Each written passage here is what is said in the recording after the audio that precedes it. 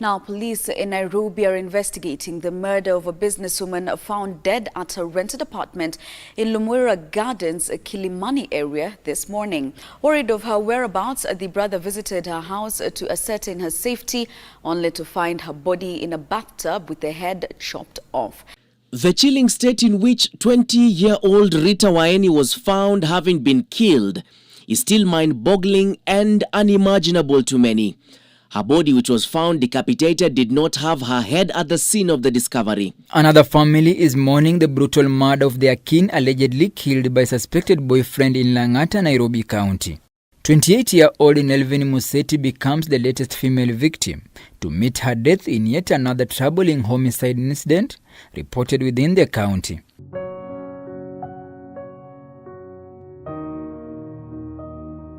A silent epidemic continues to claim the lives of countless women. Femicide. The UN describes femicide as the intentional killing of women driven by stereotyped gender roles. It's the most extreme form of gender-based violence. Now, the latest data on femicide in Kenya indicates a significant concern regarding gender-based violence. On average, as FIDA Kenya, when we look at the statistics we have been collecting since 2020, 2021, 2022, we are looking at an average of 50 cases that are reported in a year of specific femicide. A national monitoring group logged 152 reported femicides in 2023. That's the highest number in years. Another group estimates 500 women were murdered between 2017 and 2024. Abuse is also rife.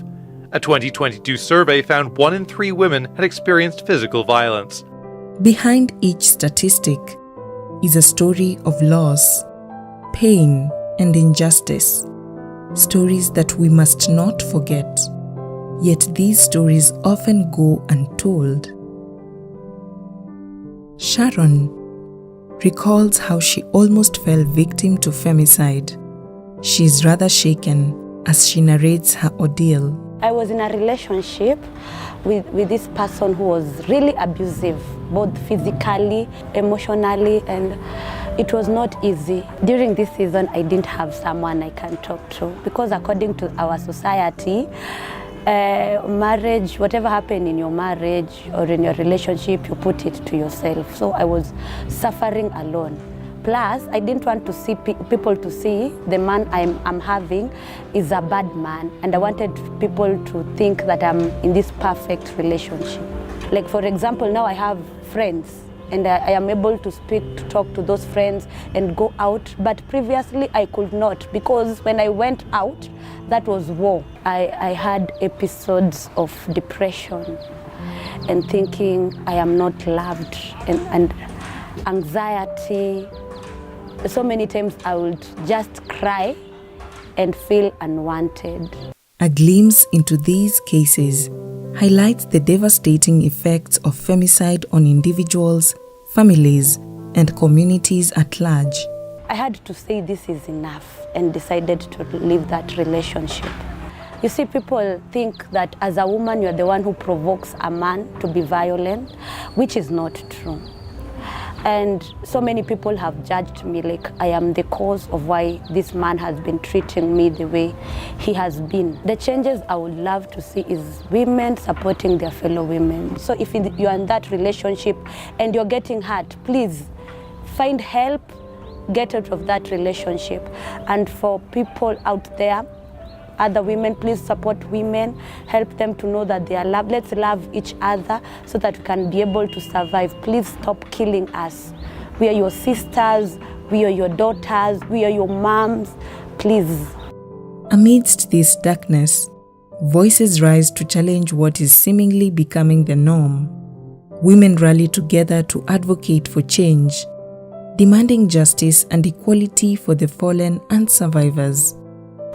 My name is Rose Maura, or Mama Bobo. I'm a church leader, Cornerstone, Queen's Charity, and a community leader. Well, I'm a mother of 4 girls, and being a mother of girls, nowadays we have these cases of our children being killed, being slaughtered, and it's a very bad thing.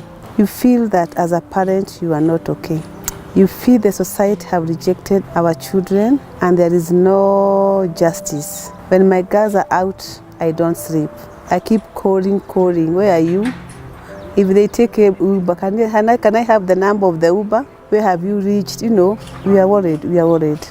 As a mother and a leader and as a Kenyan, my heart goes out to the families and friends of these victims. This loss is immeasurable and their pain is our pain. Let us be sensitive to the families that have lost their loved ones. They need our love and compassion and not rebuke. So we have raised the issue to our community leaders, our chief, the area chief, and they are trying to talk to our youth. The church itself has a big role. It has played a very big role for our youth. Recently we launched a campus ministry. We have a ministry for youth. We have ministry for young adults and even for the widows. I being the leader, we have tried to talk to our youth. We have been counseling our youth, encouraging them. We have tried to give them hope, how to walk in the right way, how to be good people in the community, how to fear God, how to stay in a happy marriage, happy community, and how to walk in the right way. I think this is a high time we should stop these killings. This is a high time that we must have justice for our children, and we need justice now and now. A family in Naivasha is in agony over the brutal murder of their kin.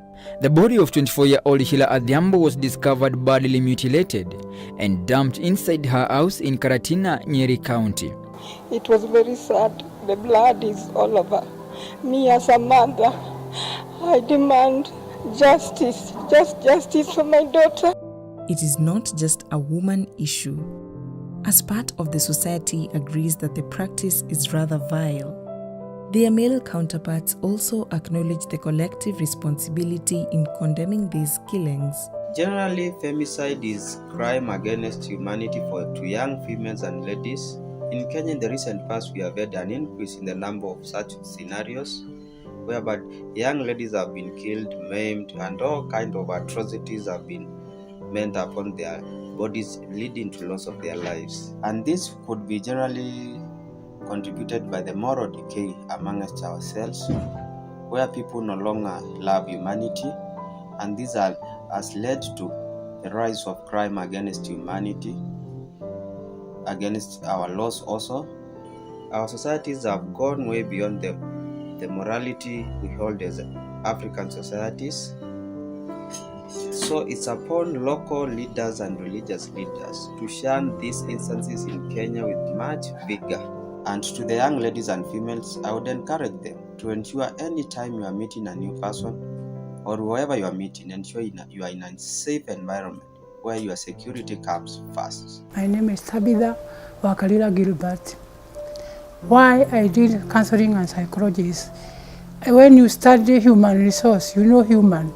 It's also going to counsel human and you give back the community by changing the perspective of somebody who has maybe a different perspective in life, maybe is going through many challenges, those people who are going through depression. When you talk to them, they may have hope. Some maybe they want to kill themselves, but when you talk to them, tell them there is hope. Everything has no, you don't have to have everything to be happy. They can change their life and wish to live more, and there you have impacted human life. It is good to help the community by knowing that there are challenges in life. Maybe you have a girlfriend who is not responding to what you want, or he doesn't love you. When it comes to that end, don't force things. Set her free and God will open another door. If you have a boyfriend peer who does not seem to care for you or has some other interest outside, can you be hopeful that you can also get another one? You don't dwell on negativity, because when you dwell on negativity, you have bad mind and thinking of killing yourself or maybe removing yourself or killing the boyfriend. Why kill? You can just let things go and God will make another way for you. Through education, advocacy, and community mobilization, we can prevent femicide before it happens. With marches taking place in towns and cities nationwide, it's the biggest protest of its kind the country has ever seen. Violence against women is on the rise, and they say nothing is being done to stop it. We need the president to understand that the families of these women who have been brutally murdered have got so much trauma, and they need to feel that the state is acting on their behalf. And the president has understood the pain that the families and the women, and every woman here from the civil society and the citizens of Kenya who are here, they are all pained by what we've seen. You've got to be totally inhuman not to feel the pain of these girls being killed so brutally. Smile so sweet, a snatch so quickly, more oftenly than you would think. You could choose to blame or choose to shame. The facts remain, the pain is real. Break the silence. Say no to violence. Break the silence. Say no to violence. Break the silence. Say no to violence. Break the silence. Stop the violence. Who is to blame? Who is behind this? Who's in the shadow? Who lights the flame to this raging inferno and watches from her window?